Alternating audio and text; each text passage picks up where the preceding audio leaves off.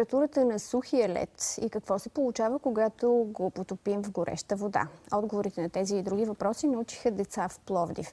Те имаха възможност сами да правят интересни опити и така да разберат, че химията е забавна.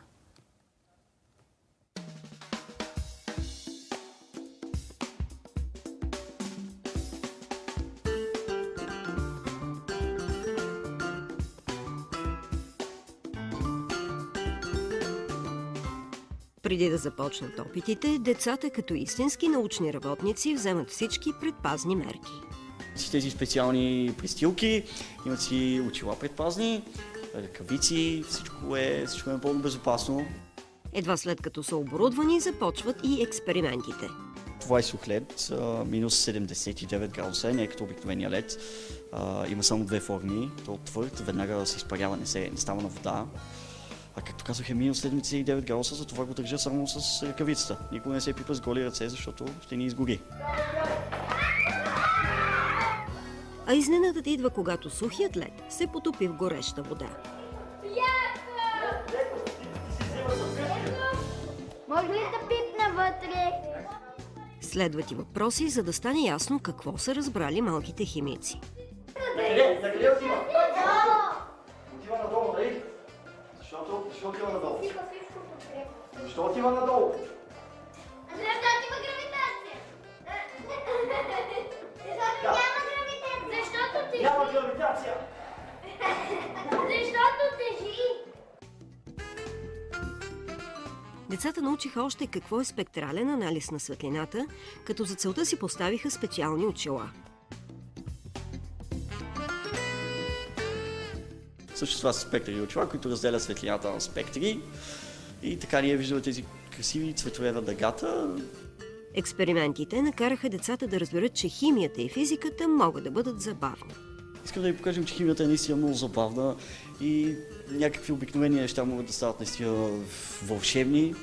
И просто стремим се да разкажем на децата, да им покажем, че науката наистина е интересна. Най-ми хареса опита с водата и леда. Много интересно ми стана, когато започна да става на прах и във въздуха, излезе във въздуха. Когато водата стана изведнъж синя, а беше бяла, чисто бяла. Най-интересно беше, когато тези топчетата ги слагахме във водата и те станаха не точно невидими, нещо такова. За повечето от децата това е първа среща с химията. Интересно ми е как можеш да направиш всичко с химия.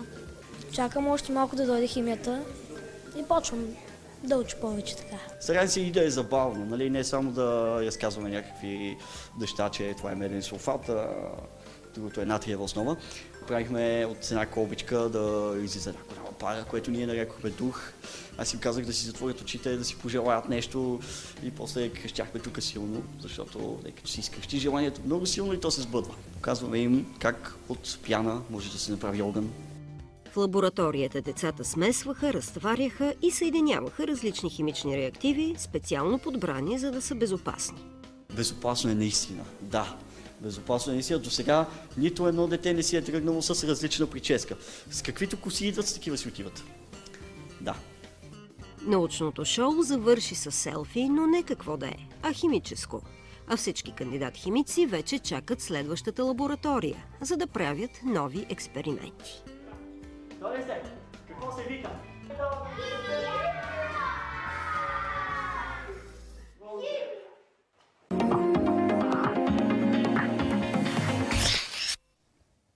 Как се прави химическо селфи? Може ли да бъде забавна химията? На тези въпроси трябва да отговори и следващия ни гост за нови технологии, инспирирани